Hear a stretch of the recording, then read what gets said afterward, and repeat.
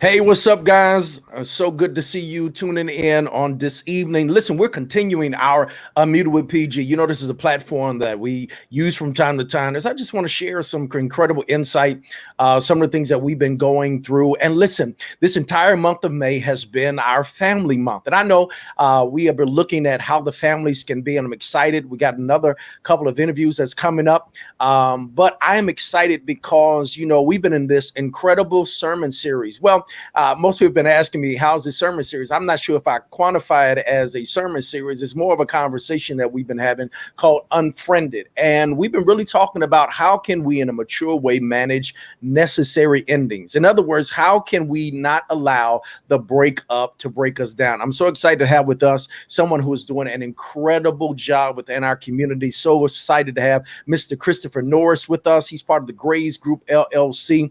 And he does some incredible things when it comes to therapy, anger management. He just has a phenomenal background when it comes to counseling, spiritual guidance. And so I'm so excited he's a part of this conversation on this evening. And we're just going to dive in. We're going to have this real, frank, organic conversation.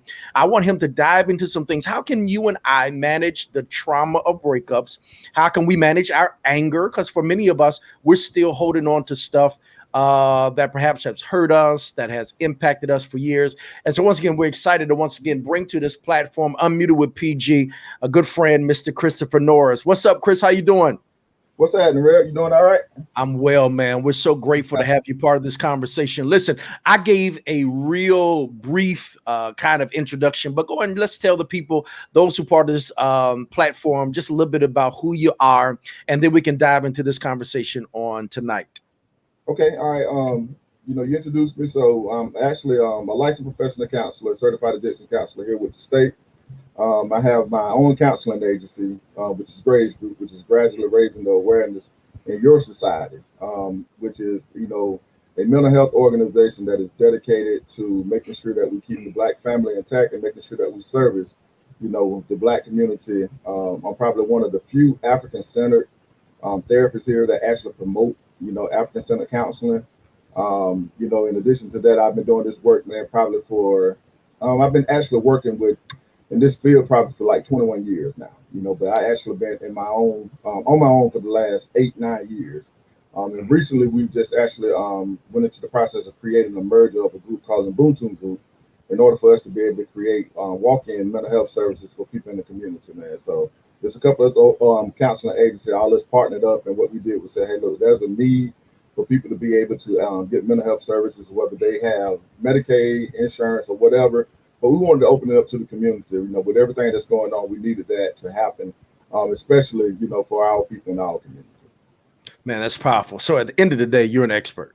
And I Yeah. thank you for the work that you're doing, especially when it comes to mental health, and especially with your focus on the Black family, Black community. I think that's powerful. I know there are universal attributes and principles that we can apply for all demographics, but I am, especially as we are looking at people of color in our communities and how important mental health is. So once again, I really appreciate the variety of gifts that God gives. As a pastor, as a practitioner, I oftentimes tell people my gift set is not counseling, right? I can provide spiritual guidance and you can hear me preach, but there are people that God has gifted to help navigate that journey when it comes to mental health. So once again, I'm praying for you and so many others like you who are gifted, who God has ordained to help in the area of mental health. And so I really appreciate all that you're doing for our community. Well, let's dive into this conversation, because I think in looking at your background and everything that you have going on, what I've been lifting up this month is breakups. And I really have been talking about endings and when relationships end, right? On a wide spectrum, when a job ends, when a relationship ends, and even when marriages and things end. And a lot of times, even as a pastor, I see many people who just cannot manage these endings. And I really just want to kind of throw that to you, whichever way you want to go. We're going to have an organic conversation about it, because oftentimes, from my perspective in the spiritual realm, so many people are talking about to restore relationships or talking about how to get somebody, but no one really wants to talk about the realities of what happens when something ends. We're coming through this pandemic. We're still in it. So those who are watching, it's not over yet. But because of the pandemic, it exasperated a lot of issues. I will be honest with you. There are Correct. couples within my congregation who said, Pastor, our marriage couldn't survive COVID. Right. I have people within my congregation. My relationship could not survive COVID. So COVID exacerbated a lot of things. Not like Mhm. COVID was the main reason, but it did add fuel to a lot of the challenges that's going on. So if I was to throw that out there and to hear from you, what do you think are some of the things and how people are dealing with the mental health aspect or the trauma of endings and necessary endings and when things come to a conclusion? So that's a great question. And I think one of the things, if we're, just keeping the 100, then we're not, and that's the issue, right? What we haven't done is that we haven't went in. I think what we're doing is that we're reacting to a crisis, right? Rather than responding. And I oftentimes say that the children are the ones that usually typically react to situations, and it's the adults that actually go in and respond, right? When you responded to a situation, you kind of went in and prepared for it. It's just like with any other crisis intervention that you have to go in and create. When you're creating that intervention, you kind of want to go in and say, okay, when these things happen, this is what we're going to do. And I think that's a lot of what has happened, in regards to these breakups, is that you didn't prepare yourself for all of a sudden having a shutdown. I think that I don't think that we really took an honest assessment of our relationship in the beginning. We just kind of felt that what would happen is that things would just kind of go in and just kind of stay as they are. Now, like I love the word because that's one of my favorite words. How was it exacerbated? What caused it to go in and get to this point? It ain't something that just happened, but what happened is that we went in and ignored it for so long. And now that we're forced to face it, we really don't know how to deal with it. And then of course with the stipulation, or I guess I guess when we think about therapy within the Black community, Mhm. and how it's frowned upon, even with everything it is that's going on, it still promotes weakness. So what do? You try to go in and deal with it on your own as opposed to going in and relying on an expert to help you sort through these issues, in order for you to go in and restore things back to normal as best we can. So, that's kind of that's I think what we're actually dealing with is the fact that we haven't prepared ourselves. We know as a result of the it's similar to what we've experienced through the Ma'afa, right? In regards to having to go in and adjust. And we know as Africans, that's natural for us to be able to, wherever it is you put us at, to be able to adjust to a situation. It's no different than our enslaved ancestors coming here against their will, and we found a way. And then you look at us now and what it is that we're able to achieve and accomplish, it's in our DNA in order for us to be able to go in and do that.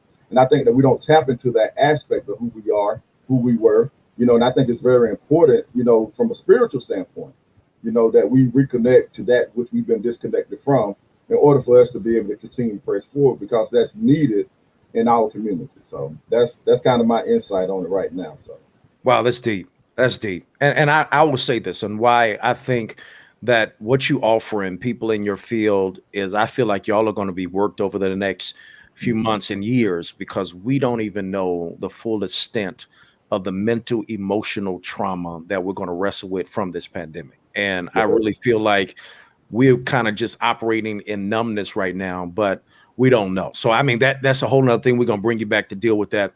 But let me raise this for you. Let me raise a scenario. So someone comes to you and they say, Mr. Norris, listen, I was in a relationship.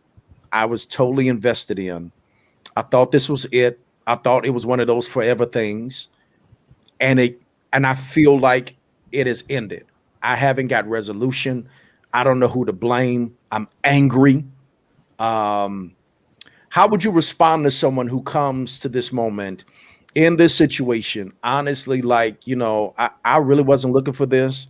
I'm having a hard time wrestling with this. I'm angry. I want to do something, I mean, I want to get back, How would you talk to someone who has found themselves in this moment? Something has ended and they just do not know how to navigate that space, address that trauma, have taken on the whole thing, and now it's causing them to be in this very angry space that is affecting every other area of their life, right? So they're angry at home, they're angry on their job, they can't think straight, they're having trouble sleeping. talk to me through that piece, because what I've been hearing as a response to this sermon series Unfriended is a lot of people are there. They feel blindsided by the ending, and they really are angry, mad, don't know who to take it out on. And so talk to me. Let's have that kind of robust conversation concerning that kind of scenario, and then we'll let it see where it goes from there. Okay. All right. So, which is a great question. I think that one of the first things that I try to go in to make sure that I communicate, I would communicate is that, we have to understand and define what anger is. And there's two things in particular that underlies anger: it's fear and lack of power. So, now when you begin, and we have to realize that anger is a secondary emotion. We don't just get angry. Typically it's going to be something that triggers us to get into that point. And then you also, have to go in and incorporate, the stages of grief in regards to that as well. And having a conversation about it, trying to go in and draw a parallel comparison, and seeing whether or not it's worth it. It's as simple as it seems. It's like making a list and going in and saying, what are the positives? What are the negatives? What do we have that's actually worth fighting for? And are we willing to go in to do what it is that we have to do to get what it is that we want? And if the other person is not engaged enough in order for y'all to do that, then we have to amicably be able to go in and have a conversation about how we're going to be able to move in our separate ways, whereas there's not injury to the point where we're retaliating against each other. And I think that's one of the biggest things, when it comes from nowhere, then it's that hurt, that really takes over, and now we begin to go in and get away from who we naturally are, and what we do is that we actually take on the identity of, the enemy from within. I always say we all have multiple personalities. Wow. It's just some of them that we haven't been strong enough to be able to go in and suppress. In a certain situation where the stress level is extremely high, it becomes an issue. I think that, we have to go in and we have to go in and reconnect to our spiritual foundation, because I think that's first and foremost, and how it's being handled, and how it should be handled. I know a lot of times, like earlier you was talking about, not technically, quote unquote, not being a counselor, but, we consider our volume of sacred law to be our rule and our guide for how we're governing ourselves. So we have to resort back and we have to rely on those teachings. And then we have to put forth a stronger effort to actually try to apply the teachings, in an applicable manner where we can actually move forward from it. We understand. So the biggest thing is, how and in what way is this methodology going to be useful to us, right? What we call them first order questions. So a lot of times it's very difficult because we're staying in a situation that we don't need to stay in because of other people's expectations. And that's the hardest thing. You're defined by what others think of you, so you can't walk away from the situation, even though the situation is killing you. And then you have to be honest enough with the person to go in and say, I have to learn how to save myself. And I have to honestly go in and take an assessment of myself, to see whether or not my mental health and my mental well-being is well enough. And if it's not, and if it's not balanced, and we don't have any balance in it, then I have to go in and find balance wherever it is that is necessary. Wow. So I hope that I was able to answer. I hope I answered your question. You did, yeah. Now I want to dive into some of the things you said, because one of the first things you said was this whole correlation that I struggle with, that I'm really trying to get more clarity on. So so please help me, because you said it and you really articulated in a very powerful way. Because I brought up anger, someone who's dealing with the trauma anger, but you made the correlation with anger with grief. Can you take that a little bit, man? I have been really trying to articulate exactly what that is, and I think you said it, man, in a very profound way. How take me a little further in that, because most people don't realize that a lot of times this angry, that emotion that you're feeling, is really this whole idea of grief. You are grieving, Correct. and you are red hot, and you're trying to classify it as anger. But you really perhaps are going through the stages of grief, right? Correct. This loss, whatever it is, whether it's involuntary, whether it's whatever it may be. Can you talk a little bit about that and how important and how significant grief is with anger, especially in the idea of losing something or something ending? Oh yeah, absolutely. I think that one of the things that we oftentimes speak of is denial. Which Mm, is technically that first one. It's just like with anything. Whenever we lose somebody that we care about, and because it causes us to go in and question, God, if we come to understand God, right? And understanding our higher power. mm, And that part is like, I always tell them, we're in denial, but we're not talking about the river in Egypt. mm, And so it's one of the only ones that we have that flows, in a certain direction that doesn't flow in the other direction. So mm, as you're going through these different stages, and trying to go in where it gets to, anger is just a part of the grief cycle. mm, But you like I said, you there's no time limit that is set on it. But what you start understanding is that you're lost control of a situation. So it's just like being an addict. Most addicts have what we call the three C's: loss of control despite the negative consequences, continued use despite the negative behavior, and compulsive behaviors. So mm, those three C's are prevalent as well when we're dealing with grief. And you're going to do whatever it is that you have to do to try to regain in the most natural, what we've been taught, not necessarily what is innately born in us, but this is a learned behavior that mm. you gather somewhere to go in and regain control of the situation because you've lost control. So anger is a natural response that we'll go in and use in order for us to go in and feel that we're back in control of the situation. But in reality, what it is that you're just actually going through these stages of grief, right? You have all these stages. I think it was Kubler Ross, and I can't call all of them off the top of my head right now, but she had 5 stages in particular when she talked about them stages of grief. And now recently, what they've done is that they've added 2 more stages, with one of them being shock. And right Wow. now, as Gil Scott Heron said in one of his famous poems, America leads the world in shocks. Mm, We're shocked that something like this has happened, and then we don't go in and deal with shock, and we really don't have a time frame when you're grieving. There's no 90-day cycle that you can go in and fit somebody into. I know, like for me, for an example of that is that my mother transitioned in 1999. mm, But 2021 has been the hardest year for me, in regards to 2020 and 2021, and that's probably been exacerbated due to the COVID. I've mhm, had time to really go in and reflect. I haven't had proper time myself to even go in and grieve the death. I had a lot of death, and so in certain situations, I've seen where when I couldn't control what I wanted to control within me, I would go in and try to use anger, to regain that control so that I wouldn't feel what it is that I was feeling. And it's a lot of, so it's about escaping, right? When mm, the feelings start, when the behaviors start, there's a feeling that we're trying to avoid. So when you see that anger, there's certain feelings, like, because it's a secondary emotion, it's sadness, it's being, it's been in disbelief, it's been unhappy, it's been mad, it's been whatever it is, but you're trying to go in and not have that experience. So naturally, what you do is that you begin to have acts of rage and things of that nature to try to mm. recap, or to regain control of yourself in these situations. And Wow. so that's how I kind of go in and look at it. It's like you can't do anything about it. However, what I can do is I can go in and do A, B, C, and D.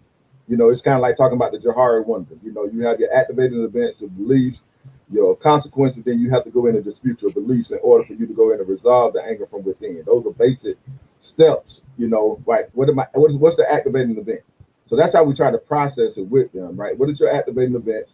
What are your beliefs, right? Based off of the activating events. What are the consequences that you will be faced as a result of your beliefs or the activating events? And then how do you go in and technically disrupt, or how do I go in and make sure that I challenge this belief? Wow. Right? And that's kind of like how you're processing it, because it's just not, considered to be normal thinking. Now we've reached abnormal thinking in order for us to go in and protect ourselves. Wow. All right, let me throw that in because, man, that's some good stuff, man. I hope y'all are taking some copious notes on that, man. Because by the time we end, Chris, I really would probably need to get some of these references, man, because you will really are helping us. Let me dive this way, because I think you raise another issue. I heard grief initially, and I Mm, will admit, and once again, I understand what is loss, because that's another part of the sermon series that I'm getting into, because death is an unavoidable, necessary ending. correct. You raise it about with the loss of your loved one. I lost my grandfather in '08, and I still haven't recovered. right? I'm gonna kind of deal with that as well as I conclude our sermon series on Unfriended, because that's a part of endings, that death is an ending. You Correct. know, it is an ending. Can I ask you this, and maybe you can help us through your personal journey, because you said this happened in 1999. We talked about anger, grief. How much space should I give myself before I ask you for the template?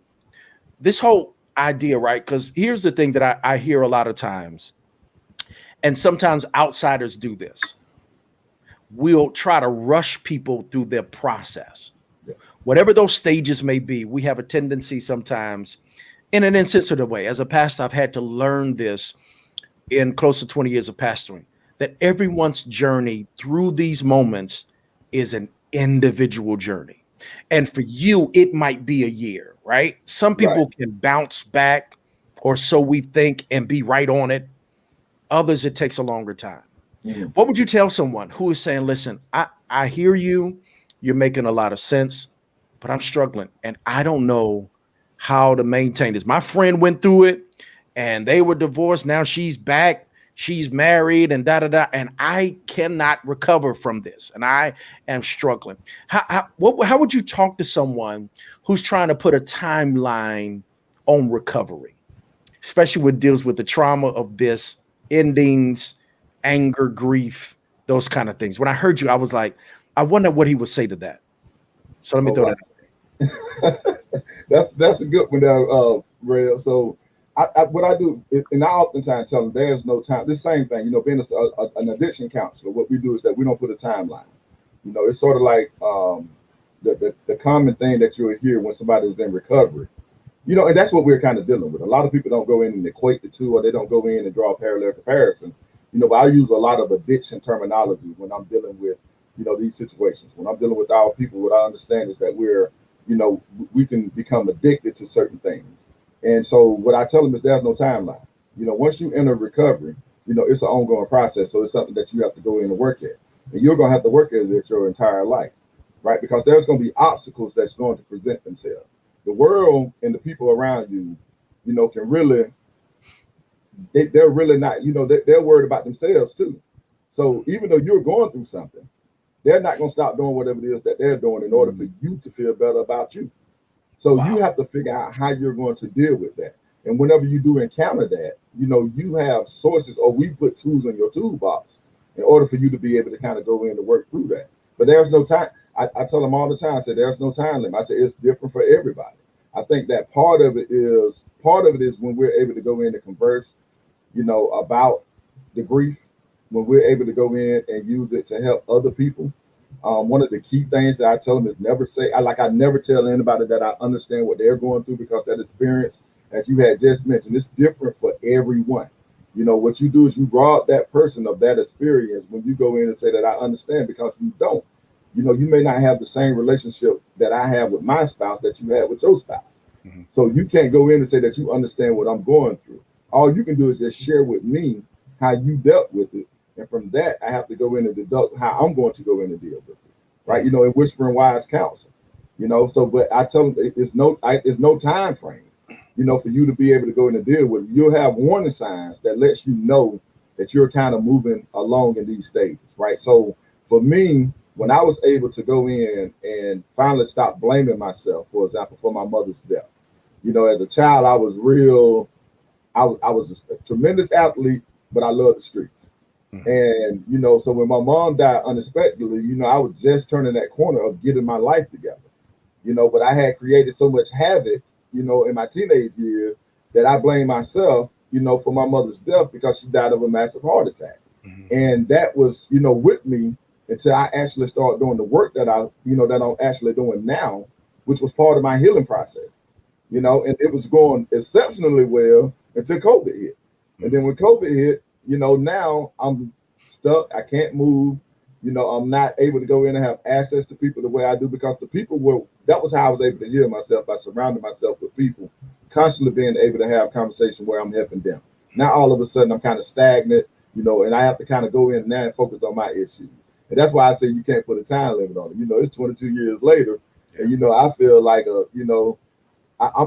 it's like I said, it's hit me so hard this year, you know, that it's caused me to go in and reevaluate, reassess, rethink some things that I really realized that I hadn't dealt with, you know, that I thought that I had dealt with. Mm-hmm. So I would just tell them though, but so there's no timeline or no time frame that you can actually put on the grieving process. Wow.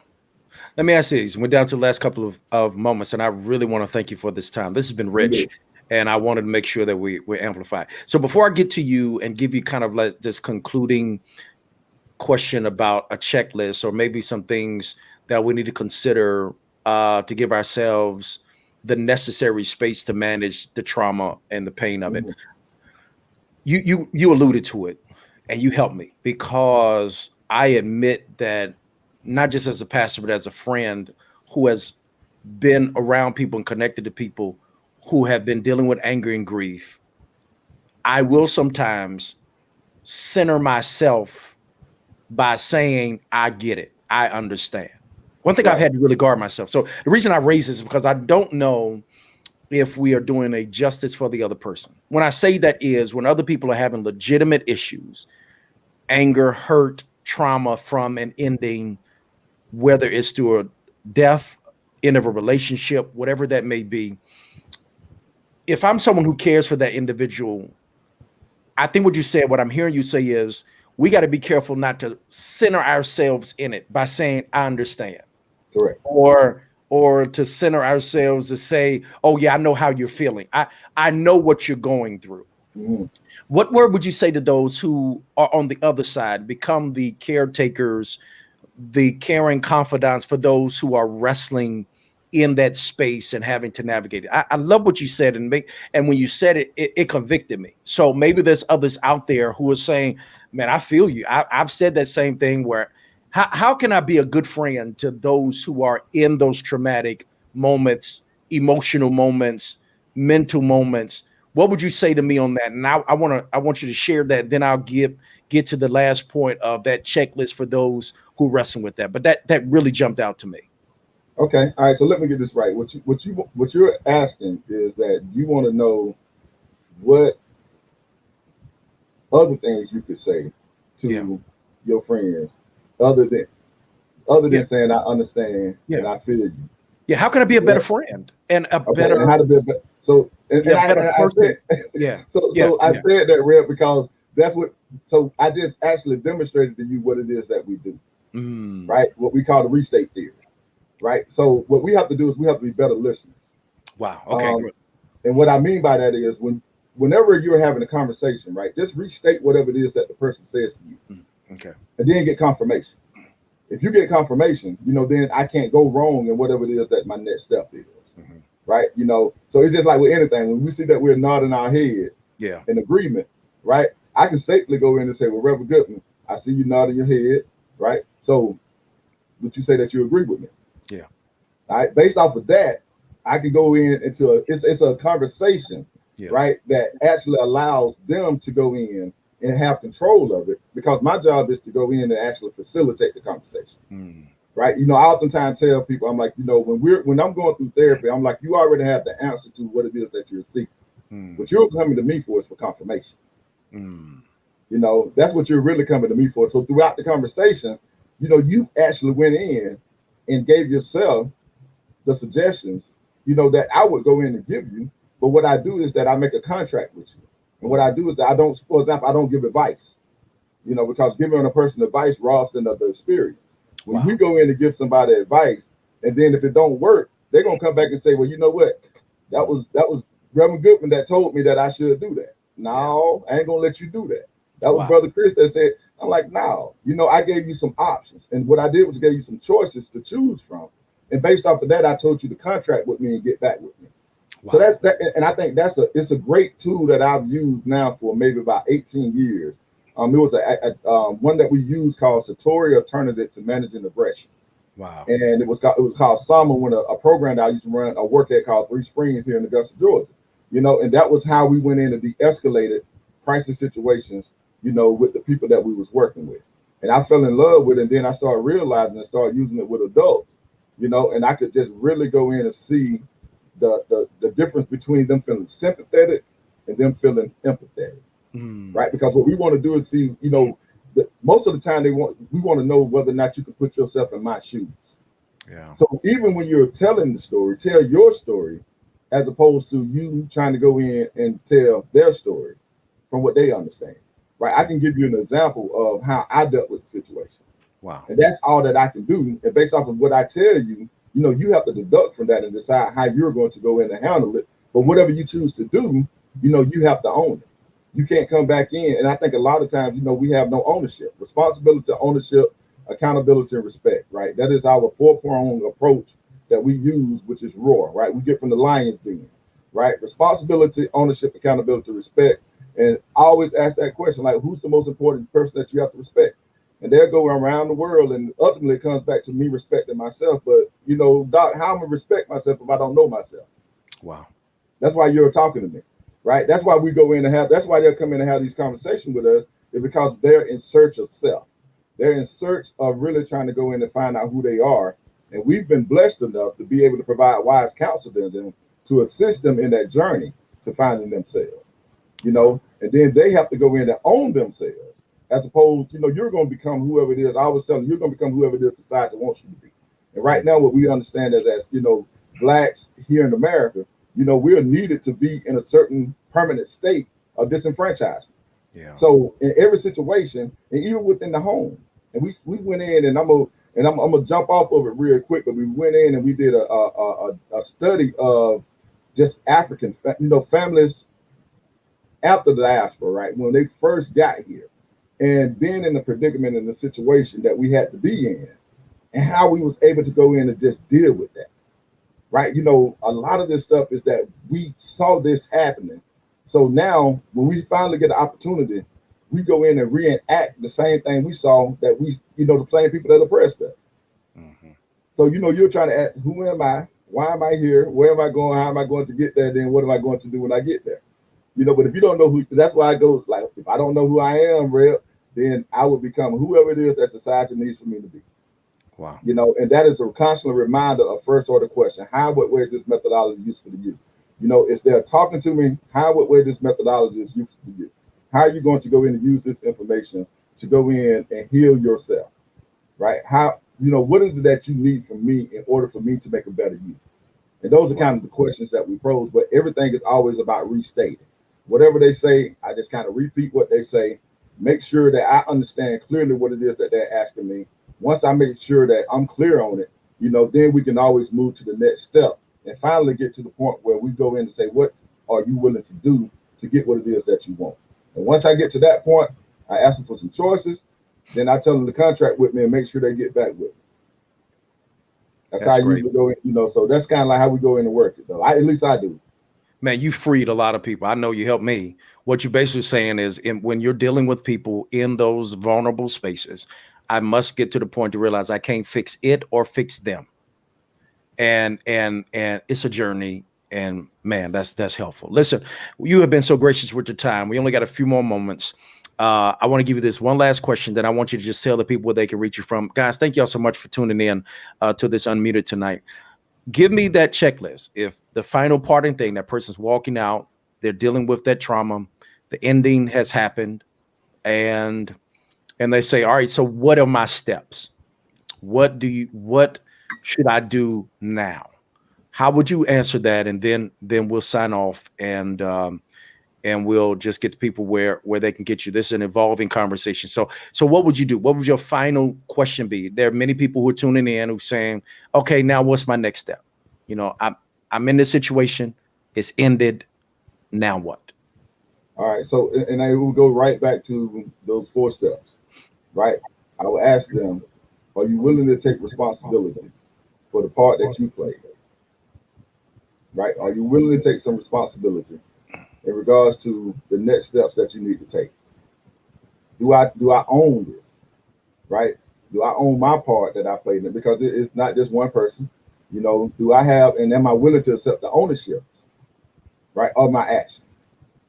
You know, am I willing to be personally accountable for what my next steps are going to be? Can I go in and make amends for my actions? Can I forgive myself? You know, do I trust the process in regards to what it is that I hear, especially when you're talking about a spiritual foundation, and understanding whether you're talking about like the 42 confessions of my eye, or if we're talking about the 10 commandments or whatever principles and guidelines we're using, am I governing myself by those things? And do I actually believe what it is that I'm hearing and what I'm saying? And then I would ask them, do they respect themselves? That's it, because what does it look like when you most respect yourself? How do I know when you're on your A game? Right? What does that look like? When you leave here and this marriage has been dissolved, how do I know that you still have respect for yourself? What kind of things should I be paying attention to? And what kind of things should you be paying attention to make sure, that you're moving along and that your mental is always going to be healthy, or that you're going to try to go in and restore balance as best you can in regards to your mental capacity. And then if it's a problem with it, are you willing to go in and come back and see me, or go in and reach out to someone that you trust to get the help that you need, rather than trying to go in and deal with it yourself? That's where I kind of leave them at. Man, Chris, that's been deep. We tell the people where they can reach you, where they can connect with you, man. You're doing some incredible things, and then we'll sign off. I just want the people to know, once again, how they're able to have access and some other things you want to share with us. Okay. All right. Again, appreciate you.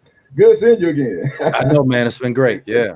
I got some work I got to come. We're on the corner at 10:02, so I got to come see you soon, man. Absolutely. But you can reach me at again, gravesgroupllc.com. It's exactly how it's wrote up there with the abbreviation and no space in between. But you can reach me there. All of my information pretty much is on there. Also, you can reach me at 706-449-7863. And you can reach me there anytime, via text. It doesn't matter. I respond back to that all the time, anytime. Our office is located at 2320 Riceburg Road, Augusta, Georgia, 30904. It's located right across the street from the post office. That's actually in the middle of the town near the VA on Riceburg Road. So not the one on North Leg, but it's one that's further down. There used to be Dr. Stallings, who was a Black oncologist here. So CC Stallings, we actually linked up with her to get the office space. So we got a lot of positive things that's going on. And like walk in, come by, stop, and get some advice. We have about 7 or 8 therapists that actually are working in the office. And really what we're trying to do is make sure that our people who need help gets the help that they need. That's amazing. Well, Chris, thank you again for this incredible conversation. Guys, thank y'all for tuning in for this Unmuted with PG, as we've really been wrestling with this whole unfriended and managing necessary endings. Y'all saw the information. Let's hit him up and those with him. One of the main aims as we continue to press through this pandemic is our emotional, our mental, and our spiritual health. So we have some incredible people that are gifted in our community that are here to help you. And listen, I hope that this has been a very powerful conversation. Share it with others who needs to hear more about this. I think, man, he gave us a wonderful starting point and foundation, not only when we find ourselves in these moments trying to wrestle and deal with necessary endings, but also when we have people that we care about and we really want to help them navigate through it. So once again, thank you guys for tuning in. Major shout out again to our brother, Christopher Norris. And once again, love you guys. Be on the lookout. We got another one coming soon for you as we continue to share in this Unmuted with PG. Take care.